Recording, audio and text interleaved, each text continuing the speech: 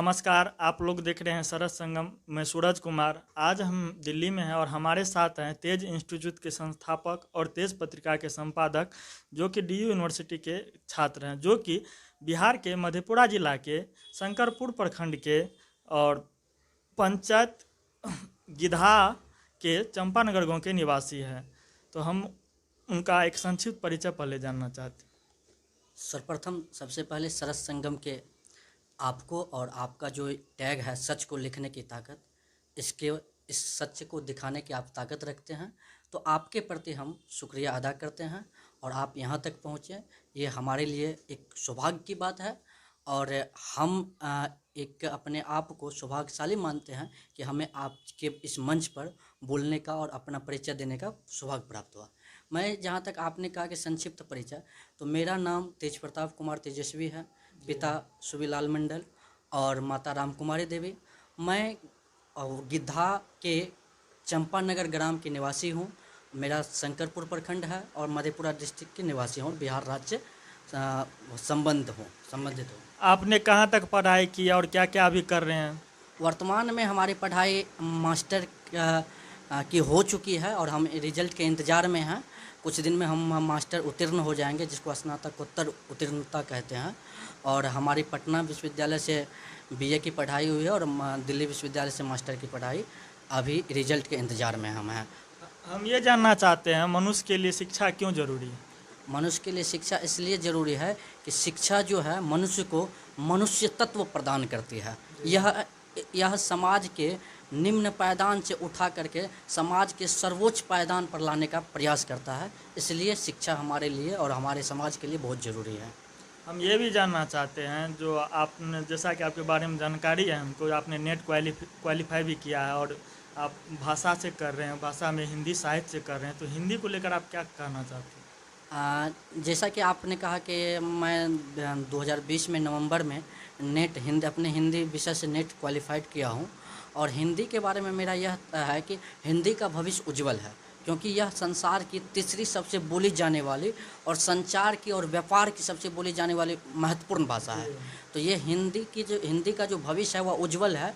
लेकिन आजकल हिंदी में बहुत सारे ऐसे लोग आ रहे हैं जिसे रुचि नहीं है, वे अपनी इच्छा अनुसार तो नहीं, किसी के दबाव में या देखने की प्रवृत्ति या देखाव की प्रवृत्ति के कारण आ रहे हैं। तो वह कहीं ना कहीं उनके लिए हिंदी लाभदायक नहीं है। लेकिन जो विद्यार्थी हिंदी के प्रति समर्पित है, उनका भविष्य उज्जवल है और वे आगे जा सकते हैं, बहुत आगे जा सकते हैं।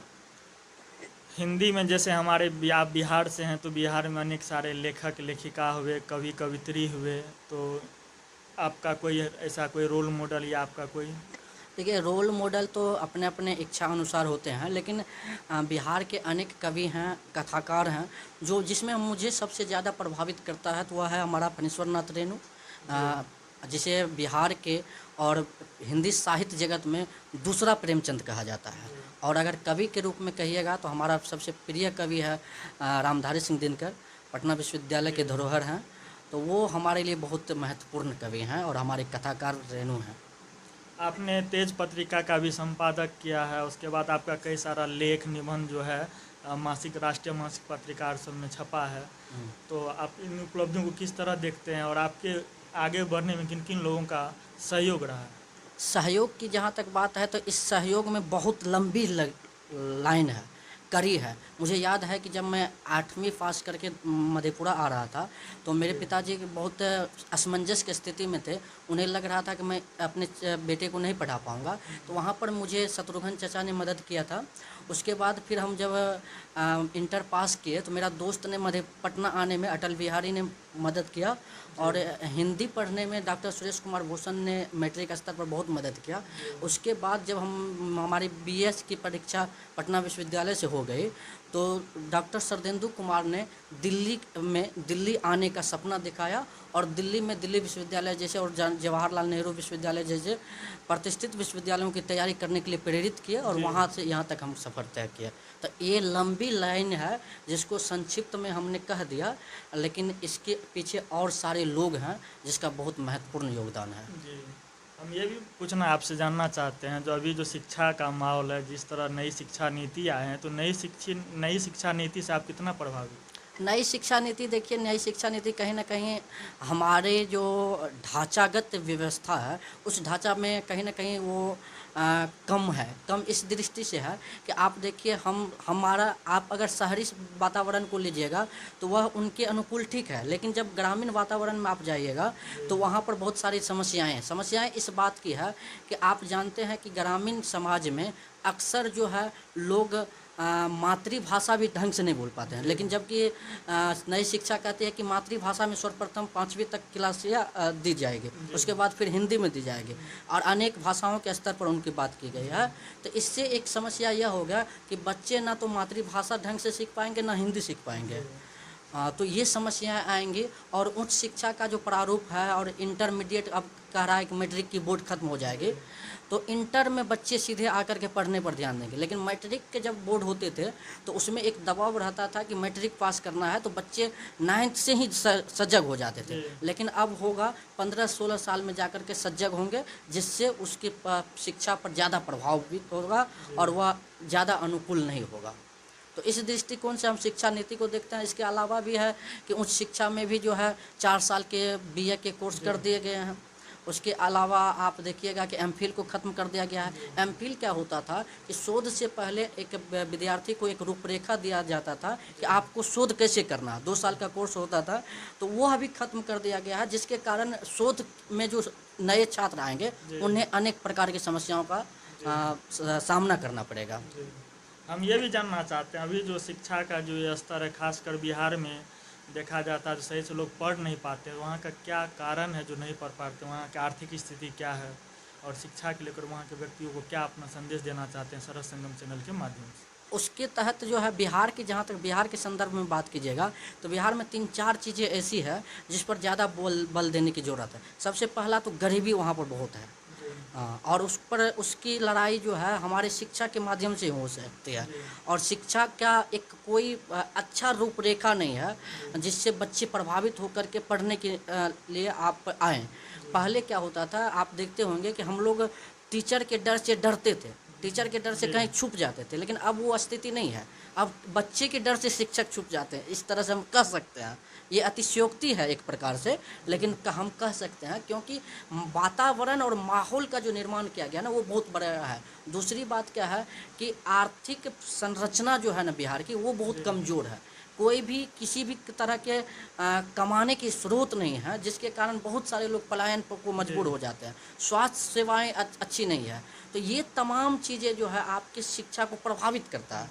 और इन तमाम चीज़ों पर जब तक जोर नहीं दिया जाएगा, बल नहीं दिया जाएगा, तो फिर बिहार की शिक्षा व्यवस्था अच्छी नहीं हो सकती है। लेकिन फिर भी कम संसाधन में बहुत सारे लोग अच्छे लोग हैं और आगे निकल रहे हैं, तो उन सब से हमें प्रेरणा लेकर के आगे बढ़ने की ज़रूरत है। और आगे बढ़ कर के हम देश और राष्ट्र का नेतृत्व कर सकते हैं, विश्व समाज का नेतृत्व कर सकते हैं। तो ये है। हम ये भी जानना चाहते हैं जो आपका अगला लक्ष्य क्या है, आप क्या करना चाहते हैं जीवन में? हमारा एक लक्ष्य है, हम अभी वर्तमान में तो हमारा नेट हो गया है। हमारा पहला टारगेट अभी के दौर में JRF क्वालिफाइड करना, जिससे हमारे आर्थिक संबलता मजबूत होगी। दूसरी बात, हमें हमारा लक्ष्य है PhD में एडमिशन लेना, और तीसरा हमारा लक्ष्य है प्रोफेसर बनना। मतलब आप देख लीजिए कि लक्ष्य एक है प्रोफेसर बनना, लेकिन प्रक्रिया ये है, तो इन प्रक्रियाओं से हमें गुजर करके आगे बढ़ना है।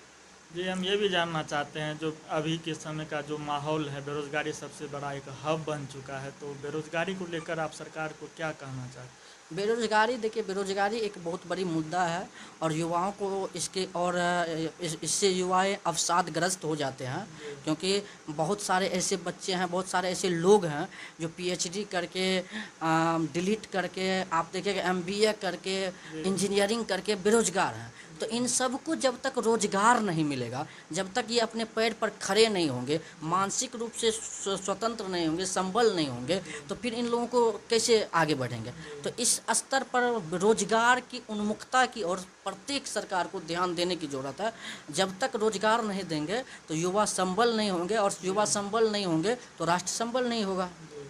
तो हम इस दृष्टिकोण से देखते हैं, इसलिए सरकार को अनेक क्षेत्रों में, जिस क्षेत्र में रोजगार के अवसर मिल सकते हैं, उन क्षेत्रों में रोजगार को प्रोत्साहित करना चाहिए। कोई ऐसा संदेश जो आप हमारे सरस संगम चैनल के माध्यम से अपने बिहार वासियों को या अपने नज़दीकी आदिमों को देना चाहते हैं? हम यही संदेश देना चाहते हैं कि अगर व्यक्ति ठान लेता है तो वह किसी भी मुकाम को पा सकता है। जैसा कि मैंने आपको बताया कि मेरे पिताजी 8वीं क्लास के बाद ये नहीं चाहते थे कि आगे पढ़े, क्योंकि उनकी आर्थिक उन्हें लगता था कि मैं नहीं पढ़ा पाऊँगा।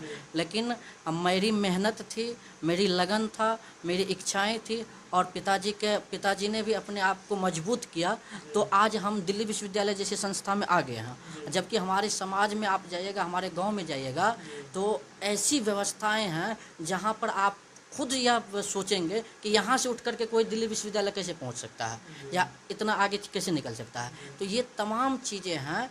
इसके अलावा अगर आप मन में ठान लेते हैं, आप में लगन होती है, मेहनत होती है, तो आप आगे निकल जाएंगे। तो इसलिए व्यक्ति को अपने कम संसाधन में अच्छा से अच्छा करने का प्रयास करना चाहिए। और जब आप अच्छा करने की प्रवृत्ति रखते हैं तो आपके सहयोगी लोग और आपके आसपास के लोग जो है वैसे मिल जाते हैं जो आपको आगे बढ़ा देते हैं।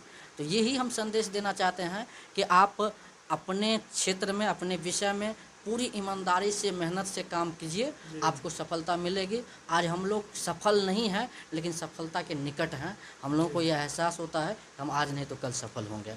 बहुत बहुत धन्यवाद हमसे जुड़ने के लिए, और आपको हमसे, हमारे तरफ से और हमारे चैनल सरस संगम की तरफ से बहुत बहुत बधाई और शुभकामनाएं। हम चाहते हैं आप सफल होकर यहाँ से बिहार जाए और अपने मातृभूमि की सेवा करें। आपका भी बहुत बहुत धन्यवाद।